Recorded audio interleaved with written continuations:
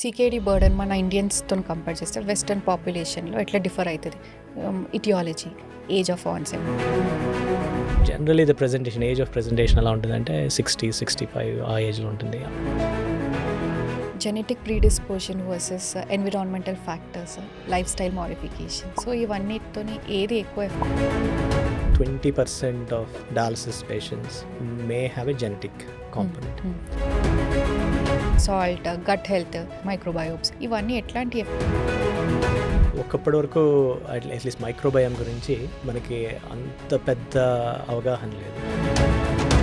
Chronic inflammation and fibrosis కిడ్నీని ఎట్లా damage చేస్తూ ఉంటాయి? ఇంతకుముందు వరకు మన ట్రీట్మెంట్స్ అన్నీ ఎలా ఉండేవి అంటే ఇన్ఫ్లమేషన్ని treat. No hype, no fear, just honest health conversations. Hi, this is Dr. Manasa Reddy. Today we have Dr. Seerapani Gopalani, nephrologist from Apollo Hospitals. Let's welcome him. Hello, Andy. Hi అండి. Namaste. నమస్కారం. How are you? I'm very well, thanks for inviting me. Thank you for joining with us. CKD burden మన ఇండియన్స్తో compare చేస్తే western పాపులేషన్లో ఎట్లా differ అవుతుంది? Aetiology, age of onset కానీ progression of disease. CKD western పాపులేషన్లో I worked in UK for almost 17 odd years. చూసాక generally the presentation, age of presentation ఎలా ఉంటుందంటే 60-65 ఆ ఏజ్లో ఉంటుంది. అక్కడ it's a disease of the elderly. ఇండియాకి వచ్చేటప్పటికి ది సిచ్యువేషన్ స్లైట్లీ డిఫరెంట్. ఇక్కడ యంగర్ పాపులేషన్ ఆర్ ఎఫెక్టెడ్. ఎందుకు అని ఆలోచిస్తే దెర్ ఆర్ మెయిన్ కొన్ని కారణాలు కనిపిస్తాయి. ఒకటి, జనరలీ ఇండియాలో బర్త్ వెయిట్ అంటే పుట్టినప్పుడు వెయిట్ ఎంత, ప్రిమెచ్యూర్ బర్త్ అవ్వచ్చు, లేకపోతే వెయిట్ జనరలీ కొంచెం తక్కువ ఉంటుంది అక్కడ వాళ్ళతో కంపేర్ చేస్తే. జనరలీ ఇక్కడ 2.5 kilos to 2.6, 2.8 kilos. అక్కడ generally baby at birth is almost like 3.5 kilos అలా ఉంటారు. సో బర్త్ వెయిట్కి కిడ్నీకి డిసీజ్కి ఏంటి సంబంధం అంటే నెంబర్ ఆఫ్ నెఫ్రాన్స్, అంటే నెఫ్రాన్స్ అన్నవి ఫిల్టరింగ్ యూనిట్స్ అనమాట మన కిడ్నీలో ఉండేవి. సో వాళ్ళు వెస్టర్న్ పాపులేషన్లో వాళ్ళు 10 లక్షల నెఫ్రాన్స్తో పుడితే పర్ కిడ్నీ. ఇండియాలో లో బర్త్ వెయిట్ ఎస్పెషల్ ఉన్న వాళ్ళకి దే మే ఓన్లీ 7 లక్షలు, 7 lakh nephrons per kidney. So మనం స్టార్ట్ అయ్యేటప్పటికే మన రిజర్వ్ కొంచెం తక్కువ ఉంటుంది. సో దిస్ యాక్చువల్లీ వాళ్ళు పెద్ద అయ్యి మనకి 45-50 వచ్చేటప్పటికి this will have an impact. Because ageing ప్రాసెస్తో ఈ నెఫ్రాన్స్ అంటే ఫిల్టరింగ్ యూనిట్స్, ఈ ఏజింగ్ ప్రాసెస్తో ఈ ఫిల్టర్స్ నెమ్మదిగా తగ్గుతూ ఉంటాయి అనమాట. సో మనం స్టార్ట్ చేయడమే తక్కువ రిజర్వ్స్తో పుట్టాం. సో అందుకనే కిడ్నీ డిసీజ్ జనరలీ ఇండియన్ పాపులేషన్లో కొంచెం ఎర్లీగా స్టార్ట్ అవుతుంది. అదొకటే కాదు, ఇంకా కొన్ని రకాల కారణాలు ఉన్నాయి. ఇవి ఏమిటి అంటే మనకి పెయిన్ కిల్లర్స్ ఇక్కడ కంప్లీట్లీ అన్రెగ్యులేటెడ్. ఓకే, ఎవరైనా సరే ఏ ఫార్మసీకైనా వెళ్ళి అడిగితే పెయిన్ కిల్లర్ ఇస్తారు. పంటి నొప్పి వచ్చినా సరే, ఒళ్ళు నొప్పులు వచ్చినా సరే, మోస్ట్ ఆఫ్ ది ఈ వర్కింగ్ క్లాస్ పీపుల్ రోజంతా పని చేసి they are tired by the end of the day. So they go to pharmacy, వాళ్ళని అడిగితే పెయిన్ కిల్లర్స్ ఇస్తారు. ఈ పెయిన్ కిల్లర్స్ ఏం చేస్తున్నాయంటే కిడ్నీకి వెళ్ళే బ్లడ్ ఫ్లోని చోక్ చేస్తాయి. So they completely restricting it. ఒకసారి 2 సార్లు ఏదో చిన్న పంటి నొప్పికి 1-2 రోజులు వేసుకుంటే ఇబ్బంది అవ్వదు, కానీ ఎవరైతే ఫ్రీక్వెంట్గా ఎక్కువ కాలం వాడతారో ఈ కిడ్నీ మీద ఎఫెక్ట్ ఎక్కువ పడుతుంది. So that is another reason. అదే కాకుండా చాలా అన్రెగ్యులేటెడ్గా యాంటీబయాటిక్స్ వాడడం, ఇవన్నీ కూడా they will have some impact. Actually మీరు చెప్పే ప్రతి ఒక్కటి కూడా యాజ్ ఇండియన్స్ మన దగ్గర చాలా ఎక్కువ అది, అండ్ వెరీ నార్మల్గా ఒక కామన్గా జరుగుతూ ఉంటుంది. Correct, very correct, very true. And కొన్ని అన్రెగ్యులేటెడ్ ఇవి ఏంటంటే చెట్ల మందు, నాటు మందులు, వాటి వల్ల కూడా కిడ్నీ మీద ఎఫెక్ట్ పడుతుంది. అండ్ రూరల్ ఏరియాస్కి వెళ్తే ఇట్స్ వెరీ కామన్. చిన్న నొప్పులకి వాటికి they go to someone, they prescribe something, దాంట్లో ఏముందో ఎవరికి తెలియదు, దానివల్ల వచ్చే అవకాశం. అవే కాకుండా పెస్టిసైడ్స్, హెవీ మెటల్స్ అంటే గ్రౌండ్ వాటర్లో ఉండే లెడ్ కానీ, కాడ్మియం, ఆర్సెనిక్ ఇలాంటివన్నీ కూడా ఎక్కువ లెవెల్లో ఉంటే they will have an impact on the kidney. So ఇది ఇంకొక కారణం. ఇంకొకటి చాలా వింటూనే ఉన్నాము, India has become the obesity capital, diabetic capital of the world. ఎవరైతే 100 మంది డయాలసిస్ పేషెంట్స్ ఉంటే దాంట్లో సుమారుగా 30-40% వాళ్ళ కిడ్నీ పనితీరు తగ్గడానికి కారణం ఏంటంటే డయాబెటీస్. సో ఇండియాలో డయాబెటీస్ ఎక్కువ. ఈ కారణం వల్ల కిడ్నీస్ ఎఫెక్ట్ అయ్యే ఛాన్సెస్ కూడా చాలా ఎక్కువ ఉన్నాయి. So that is another reason. ఇలా కాకుండా ఇంకా కొన్ని రకాల జెనెటిక్ కండిషన్స్ కానీ ఇవన్నీ కూడా దగ్గర సంబంధాలు చేసుకున్నప్పుడు అవి యాంప్లిఫై అవుతాయి. సో ఇలాంటి వాటి కారణాలు. సో రకరకాల కారణాల వల్ల మనకి లిటరేచర్లో చూస్తే ఇండియాలో సీకేడి అడ్వాన్స్ స్టేజ్కి వెళ్ళేది 50-55 ఉంటే వెస్టర్న్ వరల్డ్లో it may be 65-70. Okay. So there is a huge difference. ఎక్కడ మిస్ అవుతున్నాం మన రెగ్యులర్ క్లినికల్ ప్రాక్టీసెస్లో? ఇది గుర్తించేసరికి ఎందుకు లేట్ అవుతుంది? సో ఏమైనా సైన్స్ అండ్ సిమ్టమ్స్ మిస్ అవుతున్నామా? సో ఇంతకుముందు చెప్పినట్టు kidney is a very polite organ. It does not scream when it is in pain, it just bears it. So లోపలే ఉంటుంది. సో మనం సిమ్టమ్స్ వచ్చేంత వరకు వెయిట్ చేయకూడదు. వెయిట్ చేయకుండా ఉండాలి. ఏం చేయాలంటే ఒకటి ముందు పబ్లిక్ అవేర్నెస్ పెంచాలి. తర్వాత గవర్నమెంట్ పాలసీస్ మారాలి ఈ స్క్రీనింగ్ మెథడ్స్కి. ఇప్పుడు జపాన్ వెళ్ళారనుకోండి, జపాన్లో ప్రతి చిన్నతనం నుంచి ఆల్మోస్ట్ స్కూల్ గోయింగ్ కిడ్స్ నుంచి వాళ్ళకి ఎవ్రీ ఇయర్ యూరిన్ టెస్ట్లు చేస్తారు, బ్లడ్ టెస్ట్లు చేస్తారు. ఎందుకు అంటే ఈ ప్రాసెస్లో ఎర్లీగా పికప్ చేయడానికి అవుతుంది. మనకి ఇక్కడ let's say we go to a physician, వాళ్ళు బీపీ బాగానే ఉంది, షుగర్స్ బాగానే ఉన్నాయి, కొన్ని బ్లడ్ టెస్ట్ చేస్తారు, క్రియాటినిన్ చూస్తారు. అక్కడితో ఆపేస్తే మనకి కావాల్సిన ఇన్ఫర్మేషన్ అంతా రాదు. సో దీనికి ఒక సింపుల్ ఎగ్జాంపుల్ చెప్తాను నేను. Let's assume the body to be a house. Okay, ప్రతి ఇంటికి మనం చిన్నప్పటి నుంచి చూస్తున్నాం. We have a Sintex tank on the top, water tank. We relate very much to it. So మనము ఏం చేస్తాం, ఇంట్లో ట్యాప్ ఓపెన్ చేస్తాం, వాటర్ వస్తుంది, అంత బాగానే ఉందనుకుంటాం. Kidneys are like the Sintex tank on the top. మనము యూరిన్ బాగానే వస్తుంది, అంత బాగానే ఉంది అనుకుంటాము. బట్ దానికి ఒక చిన్న కన్నం పడ్డది అనుకోండి సింటెక్స్ ట్యాంక్కి. సో మనం ఇంట్లో ట్యాప్ చూస్తే పర్ఫెక్ట్గా పనిచేస్తుంది, ప్రెషర్ బాగానే ఉంది, కావాల్సిన పనులన్నీ అవుతున్నాయి. కానీ ఆ చిన్న చుక్క పడుతుంది అనుకోండి, we can never identify unless మనం పైకి వెళ్ళి ట్యాంక్ని రెగ్యులర్గా తనిఖీ చేసుకుంటే కానీ.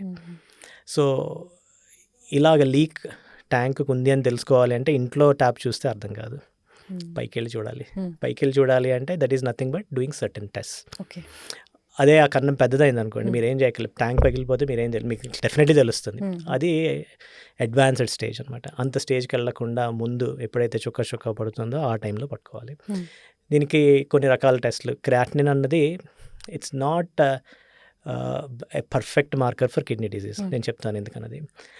సో ఒక క్రియాటినిన్ ఏదంటే రెగ్యులర్గా రొటీన్గా చేసే బ్లడ్ టెస్ట్. మనకి నార్మల్ వాల్యూస్ ఉంటాయి, ఎంత 0.6 to 1 అనుకోండి. సో క్రియాటిన్ ఆఫ్ 0.9 ఉందంటే అది ఒక్కొక్క వ్యక్తికి ఒక్కొక్క level of kidney function indicate చేస్తుంది. సో ఆ క్రియాటిన్ ఆఫ్ 0.9 ఇనే ఒక 80 ఏళ్ల స్త్రీలో తీసుకున్నాం అనుకోండి, అది kidney function only maybe about 40-50% అని ఇండికేట్ చేయొచ్చు. ఎగ్జాంపుల్ చెప్తున్నాను, పర్ఫెక్ట్ ఇది కాదు. అదే 0.8 in a 30-year-old female is completely normal. So elderly ఫీమేల్స్కి 0.8 may be high, in a 30-year-old female that may be completely normal. So creatinine ఈ normal రేంజ్లో ఉంది అని చెప్పి మనము we should not take it on the face value. So అందుకనే ఇప్పుడు labs అన్ని ఏం చేస్తున్నాయంటే they give a specific parameter called GFR అంటే గ్లోమర్యులర్ ఫిల్ట్రేషన్ రేట్. అంటే ఒక నిమిషంలో మన కిడ్నీ ఎంత బ్లడ్ని ప్రాసెస్ చేస్తుంది అన్నది. ఓకే, ప్రాసెస్ చేయడం అంటే దాంట్లో నుంచి టాక్సిన్స్ అంతా రిమూవ్ చేస్తుంది, ఫిల్టర్ చేస్తుంది అన్నది. So normal should be around 90 and more than 90. So GFR ఏంటంటే ఇది క్యాలిక్యులేటెడ్ వాల్యూ, మెజర్డ్ వాల్యూ కాదు. So that is based on age, gender, race of the patient. అంటే ఇది అక్రాస్ ద వరల్డ్ వాడతారు కాబట్టి ఆఫ్రికన్స్కి కొంచెం వేరేలా చూస్తారు. సో దాన్ని బట్టి they convert this creatinine into an absolute value called GFR. So GFR దాన్ని బట్టి గ్రేడ్స్ ఉంటాయి కిడ్నీ డిజీజెస్లో. స్టేజ్ 1, స్టేజ్ 2 నుంచి స్టేజ్ 5 వరకు ఉంటాయి. స్టేజ్ 5 అంటే డయాలసిస్ దగ్గరకు వచ్చినట్టు. సో ఆ 0.8 in a elderly 80-year-old female may represent a GFR of let's say 40. In a younger female that will represent a GFR of let's say 80. So GFR ni batti you can see, but creatinine is the same. So absolute creatinine value చూసుకొని మనము kidney disease లేదు అని చెప్పలేము first thing. So అది awareness పెరగాలి. అది పేషెంట్సే కాదు, physicians కూడా అవేర్నెస్ పెరగాలి. ట్రూ. ఎందుకంటే ఇప్పుడు పేషెంట్స్ నార్మల్గా చూసుకుంటారు. ఇప్పుడంటే చాట్ జీపీటీ AI వచ్చింది, ఎంత అవి వచ్చినా కూడా వీ నెవర్ నో లోపల ఏం జరుగుతుంది అన్లెస్ ఆ doctor really Correct. Tells us. Correct. ఆ తర్వాత అది ఒక్కటే కాదు, క్రియాటినిన్ కాకుండా urine test are extremely important. Urine ఏంటంటే మన కిడ్నీకి ఆల్మోస్ట్ ఎ మిర్రర్. సో ఈ లోపల ఏమవుతుంది అని చెప్పడానికి దాంట్లో కొంచెం బ్లడ్ ప్రోటీన్, చాలామంది ఏంటంటే ఇన్ఫెక్షన్ అని చెప్పి ఏదో వదిలేస్తుంటారు. Yeah. So blood and protein ఇన్ఫెక్షన్కి, ఐ మీన్ ఇన్ఫెక్షన్లో కూడా ఉండొచ్చు, but the typically indicate the kidneys are unhappy. Okay. Okay, యూరిన్లో బ్లడ్ ప్రోటీన్ ఉందంటే కిడ్నీస్లో ఏదో తేడా అవుతుందని అర్థం అనమాట.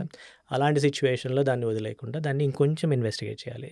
సో ఒక పర్టికులర్ టెస్ట్ ఉంది, urine albumin creatinine ratio. Okay. ఇదేంటంటే వెరీ సెన్సిటివ్ టెస్ట్ అనమాట. అదే చెప్పాను కదా, ట్యాంకులో చుక్క పడుతున్నప్పుడు ఎలాగ వెళ్ళి చూసుకుంటామో ఇది ఆ టెస్ట్ లాంటిది అనమాట. సో ఎప్పుడైతే యూరిన్ ఆల్బుమిన్ క్రియాటినిన్ రేషియో కొంచెం ఎక్కువ ఉంది అంటే okay, there is something happening in the kidney, it is not happy.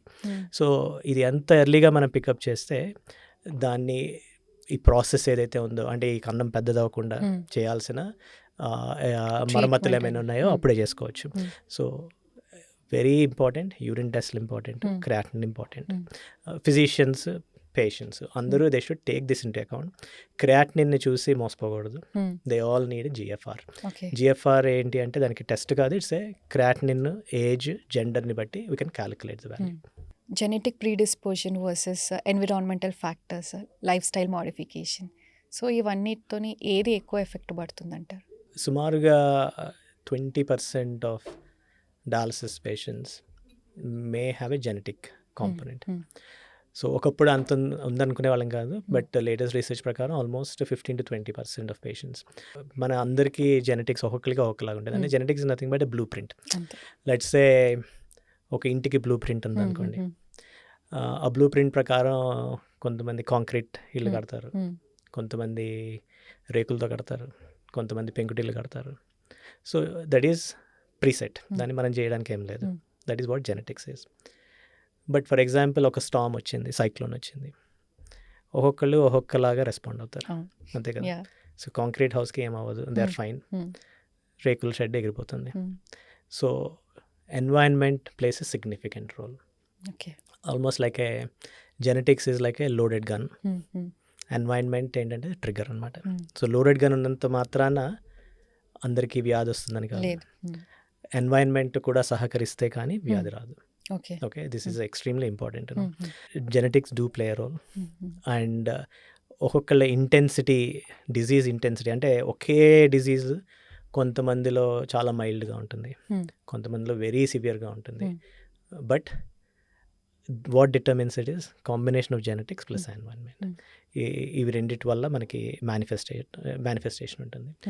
ఈ బ్లూ ప్రింట్ని బట్టి ఒక్కొక్కరికి ప్రోగ్రెషన్ ఒక్కొక్కలా ఉంటుంది. And it can gets a little bit complex in terms of understanding. ఎవరికి ఎందుకు వచ్చింది, ఎక్కువ ఎందుకు ఉంది కొంతమందికి. ఐ మీన్ ఆబ్వియస్లీ యా, చాలా మందికి ఆ డౌట్ ఉండిపోతుంది కదా. ఒకరు ఎందుకు స్టేబుల్గా ఉంటారు ఇయర్స్ టుగెదర్ కూడా, ఇంకోరికి లైక్ యూనో సడన్ ఆన్సెట్ వచ్చేస్తుంది, యాక్సిలరేట్ అవుతుంది, డిసీజ్ ప్రోగ్రెస్ అవుతూ ఉంటుంది.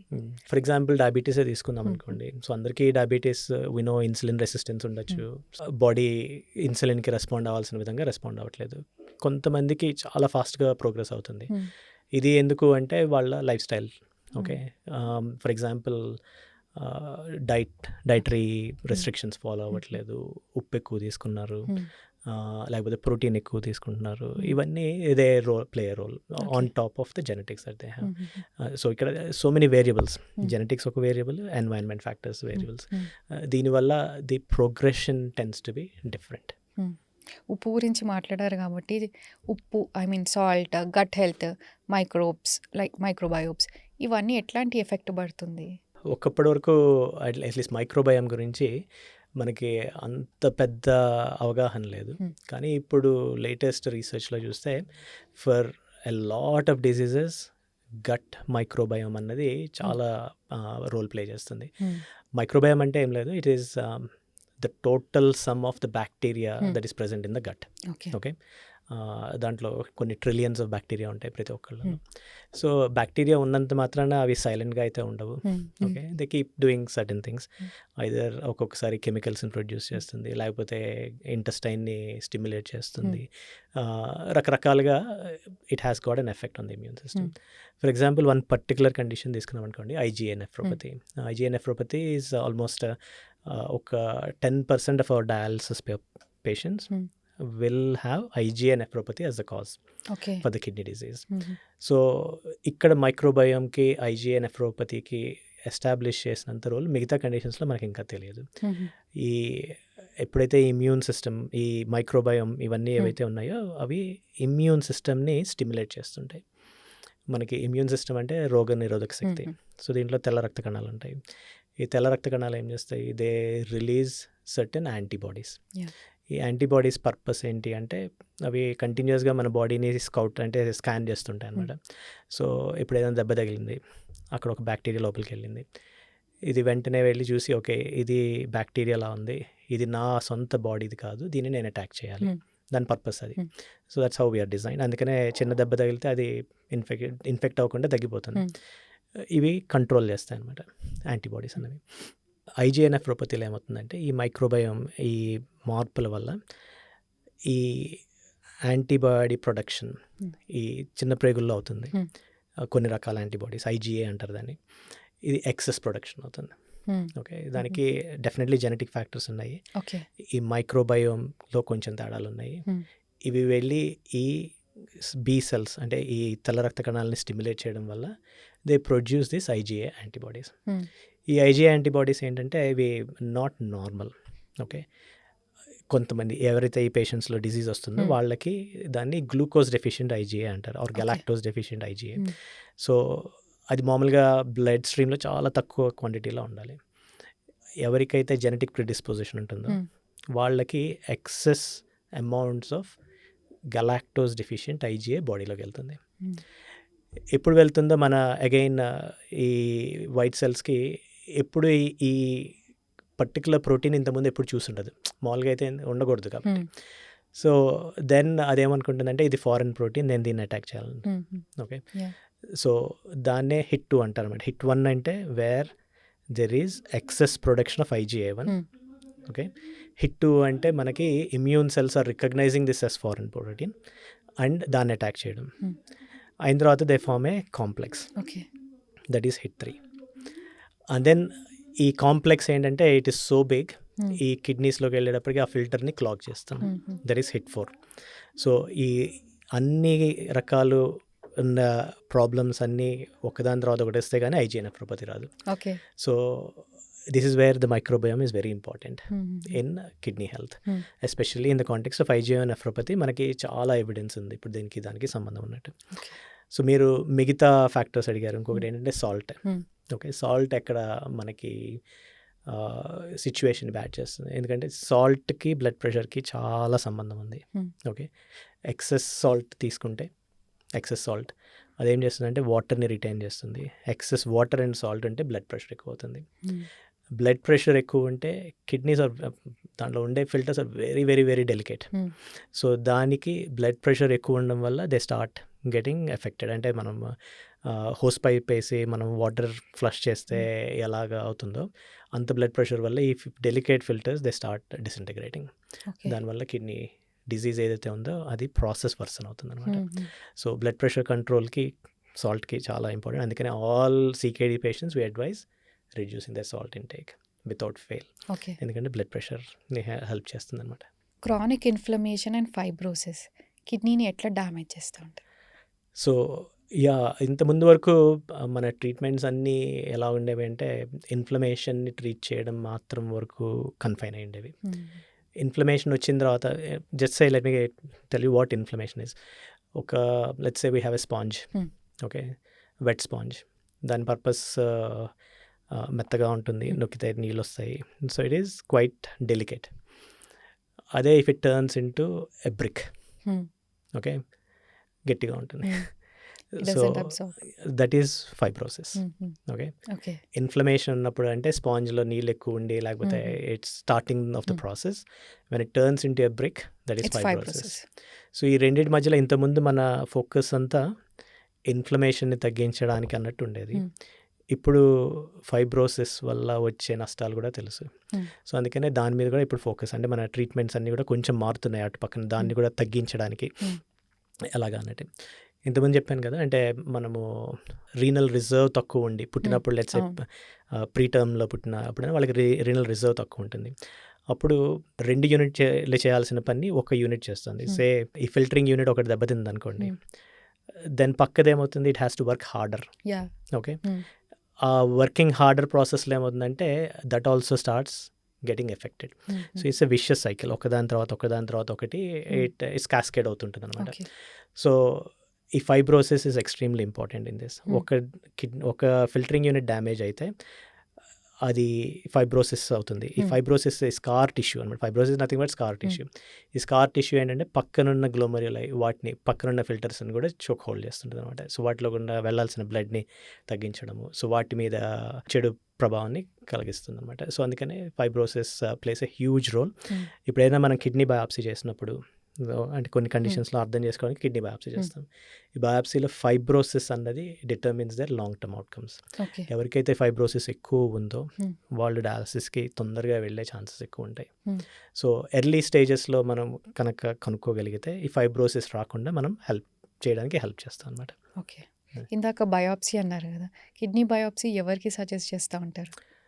సో కిడ్నీ బయాప్సీ అన్నది obviously it's an invasive procedure. అంటే నీడిల్ పంపించి ఒక చిన్న మొక్క తీసి బయాప్సీ ల్యాబ్కి పంపిస్తాం. చాలామందికి ఒక చిన్న మిత్ ఏంటి అంటే బయాప్సీ అంటే క్యాన్సర్ కోసం చేస్తున్నాము అనుకుంటారు. ఓకే, బట్ కిడ్నీకి చేసే బయాప్సీ క్యాన్సర్కి సంబంధం లేదు. సో చాలామంది సేమ్ క్వశ్చన్ అడుగుతారు అనమాట. So I will clarify that. So there are certain indications. ఎప్పుడు అంటే బయాప్సీ చేస్తే కానీ మనకి కావలసిన క్లారిటీ రాదు కొన్నిసార్లు. బ్లడ్ టెస్టులు చేస్తాము, యూరిన్ టెస్టులు చేస్తాము. బ్లడ్ టెస్ట్లో ఏం చేస్తామంటే క్రియాటినిన్ ఎక్కువ ఉందని తెలిసింది అనుకోండి. సో ఇది జస్ట్ ఏ మార్కర్. అది ఎందువల్ల పెరిగింది అన్నది అయితే బ్లడ్ టెస్ట్లో తెలియదు. కొన్ని కండిషన్స్కి, ఫర్ ఎగ్జాంపుల్ లూపస్ అనుకోండి, ఇది ఒక ఆటోఇమ్యూన్ కండిషన్. దీంట్లో కొన్ని రకాల బ్లడ్ టెస్టులు చేస్తే ఓకే ఇది లూపస్ అయి ఉండొచ్చు అన్న అవగాహన వస్తుంది. ఐజీఎన్ నెఫ్రోపతి అనుకోండి, ఏ బ్లడ్ టెస్ట్ లేదు మనకి చేయడానికి. ఎన్ని టెస్టులు చేసినా అన్ని దాంట్లో కొంచెం క్రియాటినిన్ ఎక్కువ ఉంటుంది, యూరిన్లో ప్రోటీన్ పోతుంది, లేకపోతే యూరిన్లో కొంచెం బ్లడ్ పోతుంది అని కనిపిస్తుంది. కానీ ఇవే ప్రెజెంటేషన్ ఉన్న రకరకాల కిడ్నీ ప్రాబ్లమ్స్లో ప్రెజెంట్ అవ్వచ్చు. సో దానివల్ల మనం ఐజీఎన్ నెఫ్రోపతి ఎప్పుడు చెప్పలేము. సో ఇలాంటి సిచ్యువేషన్స్లో కిడ్నీ బయాప్సీ చేయాల్సి వస్తుంది. కిడ్నీ బయాప్సీ చేయడం వల్ల దానికి మనకి అట్లీస్ట్ కొన్ని రకాల అడ్వాంటేజెస్ ఉన్నాయి. ఒకటి, కన్ఫర్మ్స్ డయాగ్నోసిస్ కన్ఫర్మ్ చేస్తే మనకి ఇచ్చే ట్రీట్మెంట్లో కాన్ఫిడెన్స్ ఉంటుంది. లేదు అంటే we're just going blind therapies ఇప్పుడు కష్టమే, వర్క్ అవ్వవు. సో 1, డయాగ్నోసిస్ కన్ఫర్మ్ చేస్తుంది. 2, ప్రోగ్నోసిస్ అంటే ఇంతకుముందు ఫైబ్రోసిస్ అనుకున్నాము. ఎంత ఫైబ్రోసిస్ ఉందని దాన్ని బట్టి మనము వాళ్ళకి చెప్పగలుగుతాం అనమాట. ఓకే ఇంత ఫైబ్రోసిస్ ఉంది, మీ కిడ్నీలు ఈ స్టేజ్లో ఉన్నాయి, రిస్క్ ఆఫ్ డయాలసిస్ ఎంత, మనం అంటే పేషెంట్కి డిస్కస్ చేసి వాళ్ళ ఉన్న ఆప్షన్స్ డిస్కస్ చేయడం ఈజీ అవుతుంది. సో కిడ్నీ బయాప్సీ వల్ల 2 కారణాలు. And also some times, majority of the times మన ట్రీట్మెంట్కి కావాల్సిన ఇన్ఫర్మేషన్ ఇస్తుంది. ఇన్ఫ్లమేషన్ ఎక్కువ ఉంది ఫర్ ఎగ్జాంపుల్, దానికి ఒక పర్టికులర్ టైప్ ఆఫ్ ట్రీట్మెంట్ వాడతాము. తక్కువ ఉంది, ఓకే ఇప్పుడు ట్రీట్మెంట్ అవసరం లేదు, వెయిట్ చేసి చూద్దాము. ఇలాంటి ఇన్ఫర్మేషన్ కూడా మనకి బయాప్సీ వల్ల తెలుస్తుంది. సీకేడీ పేషెంట్స్ జనరల్గా ఆ డయాలిసిస్ అదంతా ప్రాసెస్ కంటే ముందు కూడా హార్ట్ డిసీజెస్ తోటి ఎక్కువ ఎఫెక్ట్ అవుతూ ఉంటారు అనేది వింటుంటాం. Is it true? Very true. Okay, ఇందాక హౌస్ తర్వాత సింటెక్స్ ట్యాంక్ గురించి అనుకున్నాం కదా. Let me just extend it little bit. So Sintex ట్యాంక్లో let's say we want to maintain ఈ వాటర్ ఎప్పుడు ఒక లెవెల్లో మెయింటైన్ చేయాలని ట్రై చేస్తాం. సో దానికి ఏం చేస్తాం, we have a pump. Okay, pump is like the heart.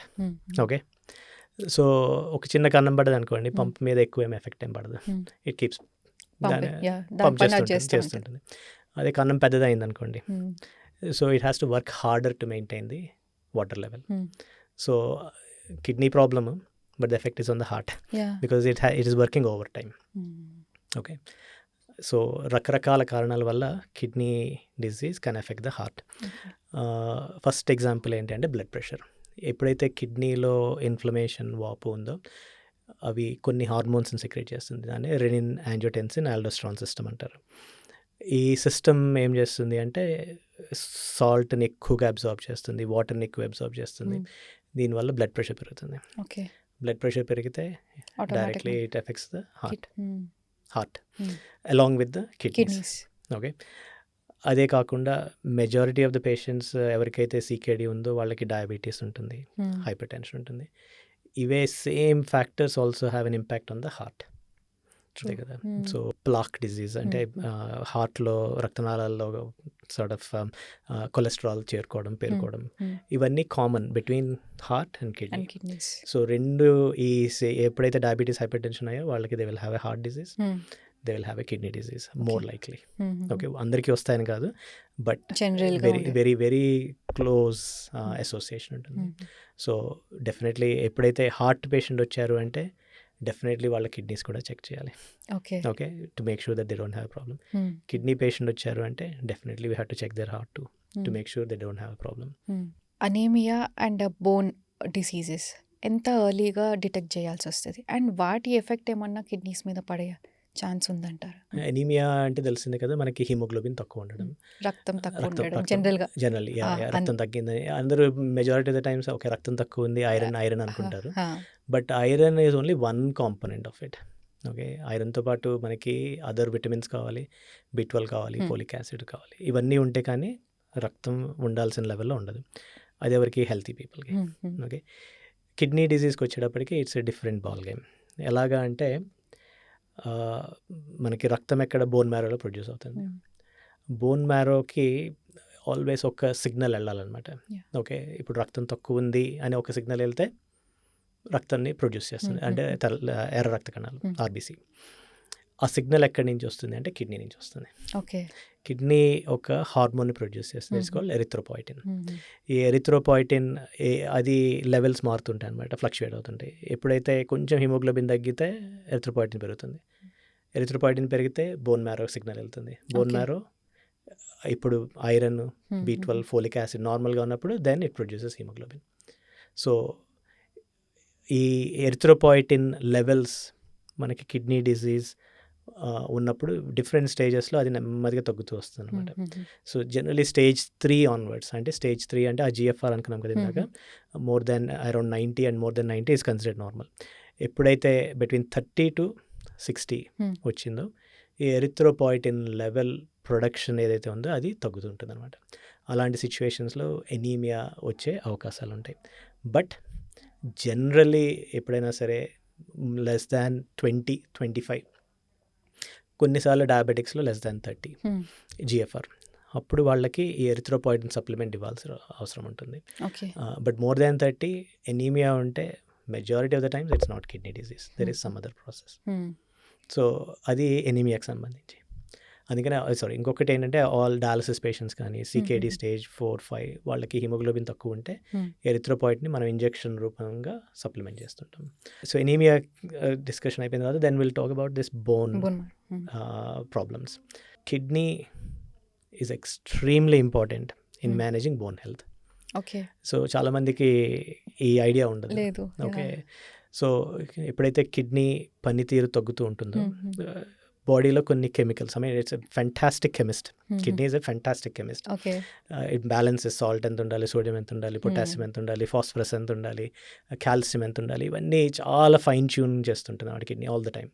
మనకేం తెలియదు లోపల ఏమవుతుందో, but it is a fantastic chemist. ఎప్పుడైతే దాని పనితీరు తగ్గుతుందో then it is going to have a lot of effect. So first effect ఏంటంటే ఫాస్ఫరస్. ఫాస్ఫరస్ గురించి చాలామంది విని కూడా ఉండరు.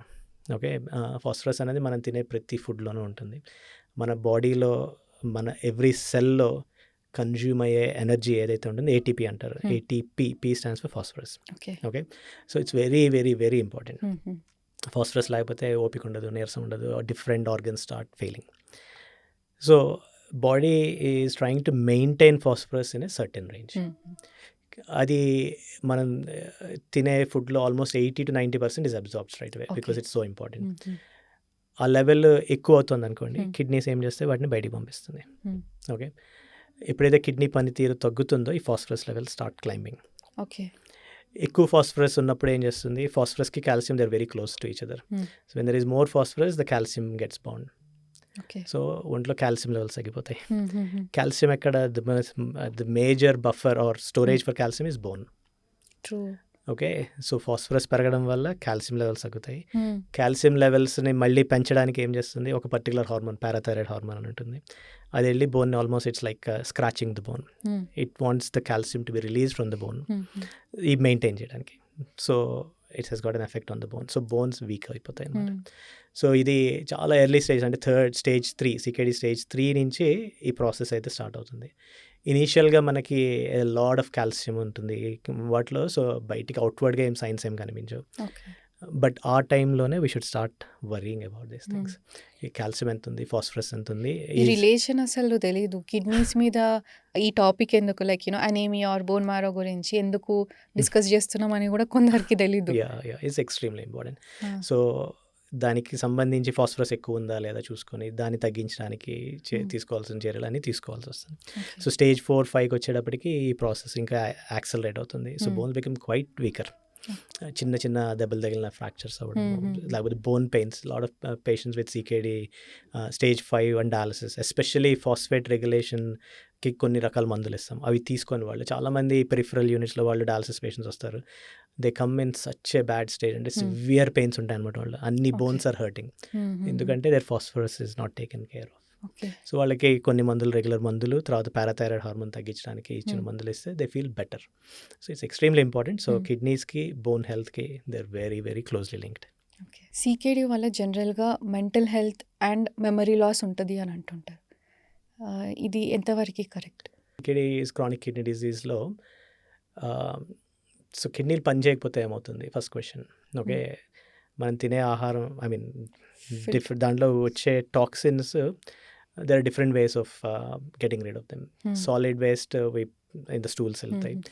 ఏదైతే బ్లడ్ స్ట్రీమ్లోకి వెళ్ళి టాక్సిన్స్ కింద మారుతుందో దాన్ని యూరిన్లో ఈ టాక్సిన్ బయటికి పంపిస్తాం. సో, వీటినే యూరిమిక్ టాక్సిన్స్ అంటారు.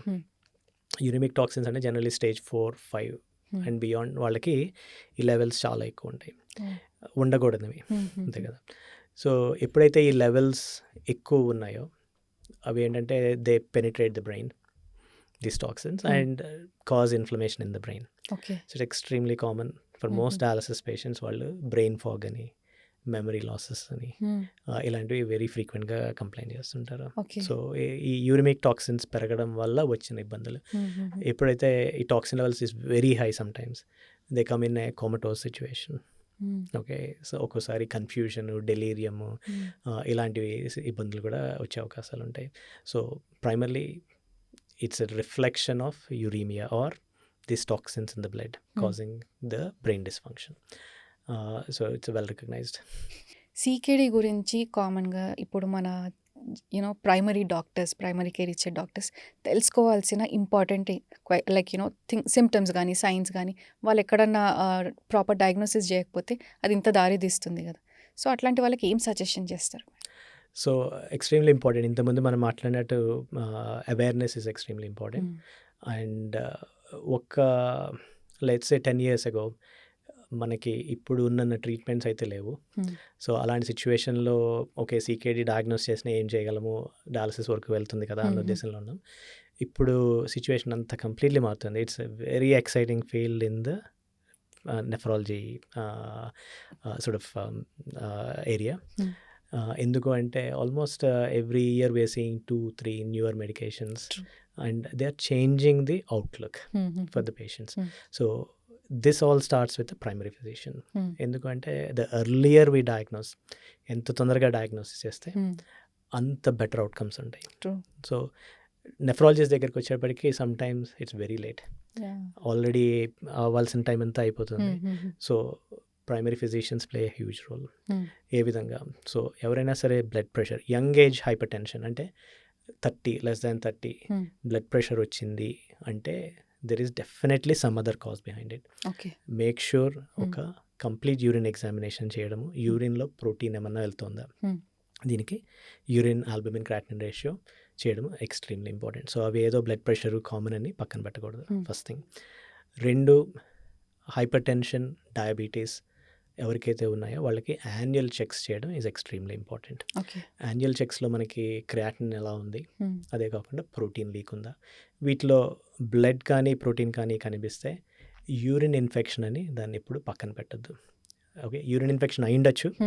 బట్ మన బాధ్యత ఏంటంటే యూరిన్ ఇన్ఫెక్షన్ లాగా క్లియర్గా ఉందంటే దాన్ని ట్రీట్ చేసి మళ్ళీ కొన్ని రోజుల తర్వాత రిపీట్ చేయడం. అప్పుడు కూడా ఉంది అంటే డోంట్ నెగ్లెక్ట్ ఇట్, డెఫినెట్లీ నెఫ్రాలజిస్ట్కి రిఫర్ చేయండి. పెయిన్ కిల్లర్స్ ఏవైతే ఉన్నాయో అవి ఫ్రీగా అయితే ఎవరికి రాయకూడదు. ఓకే, క్లియర్ ఇండికేషన్ ఉండాలి. ఉన్నా కూడా లిమిటెడ్ టైంకి ఇవ్వడం అన్నది వెరీ ఇంపార్టెంట్. అలాగే పేషెంట్స్కి కూడా చెప్పేది, ఫార్మసీస్కి వెళ్ళి పెయిన్ కిల్లర్స్ ఇష్టం వచ్చినట్టు తీసుకోవద్దు. It can affect your kidney significantly, leading to a stage of dialysis. So ఇంకొకటి, family history is extremely important. మీరు పేషెంట్స్తో మాట్లాడుతున్నప్పుడు జస్ట్ ఒక చిన్న క్వశ్చన్, ఇంట్లో ఎవరికైనా కిడ్నీ ప్రాబ్లమ్స్ ఉన్నాయా? ఎవరికైతే ఉన్నాయో వాళ్ళని ఇంకా ఎక్కువగా మనము ఫాలోఅప్ చేసుకోవాల్సి వస్తుంది. అవి కాకుండా జనరల్ లైఫ్ స్టైల్ అడ్వైస్ అందరికీ ఇస్తారు. So drink plenty of water, do not consume excess protein. Okay, blood pressures జాగ్రత్తగా కంట్రోల్లో ఉంచుకోవడం, సాల్ట్ ఇంతకుముందు మనం డిస్కస్ చేసుకున్నాము. అలాగే డయాబెటీస్ ఉంటే దానికి సంబంధించిన జాగ్రత్తలను తీసుకోవడం, వెయిట్ లాస్. ఇప్పుడు obesity is a big thing. ఎందుకంటే ఒబెసిటీ వల్ల రకరకాల ఇబ్బందులు వస్తాయి, మనకు తెలిసిందే. డయాబెటీస్ వస్తుంది, హైపర్ టెన్షన్ ఉంటుంది, అబ్స్ట్రక్టివ్ స్లీప్ యాప్నియా ఉంటుంది. ఇవన్నీ కూడా కలిసి కిడ్నీ మీద ఎఫెక్ట్ పడతాయి. సో ఒబెసిటీ మేనేజ్మెంట్, దానికి కావాల్సిన చర్యలన్నీ కూడా తీసుకోవాల్సి వస్తుంది. సో ఇవన్నీ it's not one man's job, but primary physicians మనకి ఏంటంటే ఇవి ఎక్కడ ట్రిగ్గర్స్ ఉన్నాయి, ఎక్కడ ప్రాబ్లమాటిక్ ఏరియాస్ ఉన్నాయి ఐడెంటిఫై చేసి ఎర్లీగా రిఫర్ చేస్తే the outlook will be significantly different for the patients. చాలా మందికి చాలా మిత్స్ ఉంటాయి అబౌట్ కిడ్నీ డిసీజ్ గురించి కానీ, ప్రోటీనూరియా గురించి కానీ. ఎక్కడ కరెక్షన్ అవసరం అంటారు?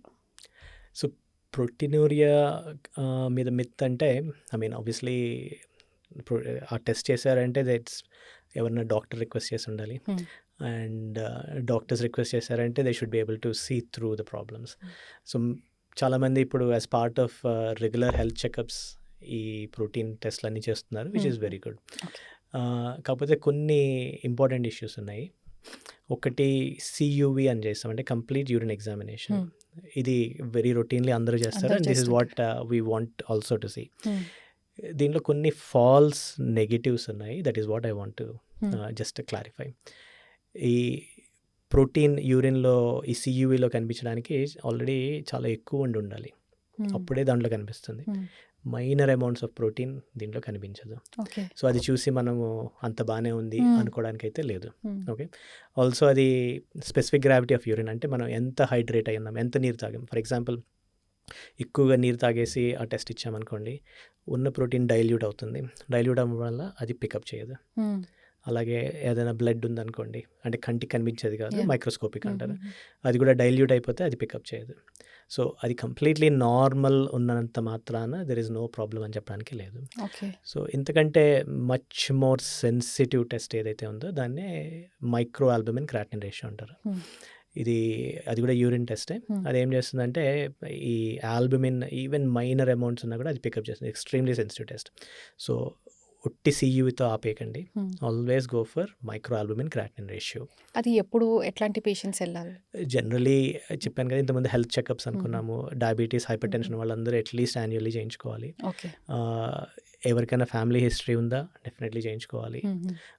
అలా కాదు ఎప్పుడైనా రెగ్యులర్ రొటీన్స్ చెకప్స్ చేయించుకున్నప్పుడు చేయించుకోవాలి. యంగ్ ఏజ్ హైపర్ టెన్షన్ వాళ్ళకి డెఫినెట్లీ చేయాలి. దీనికి కొన్ని జాగ్రత్తలు ఉన్నాయి. We prefer generally early morning sample. So first void, లేచిన వెంటనే శాంపుల్ ఇస్తే that is the best way of understanding if there is a problem or not. అదే. సో చాలా బాగా ఎక్స్ప్లెయిన్ చేశారు సార్. చాలా మిత్స్ అన్ని, డౌట్స్ అన్ని కూడా చాలా క్లియర్ చేశారు. Thank you so much. Thank you అండి. It's my pleasure. Thank you.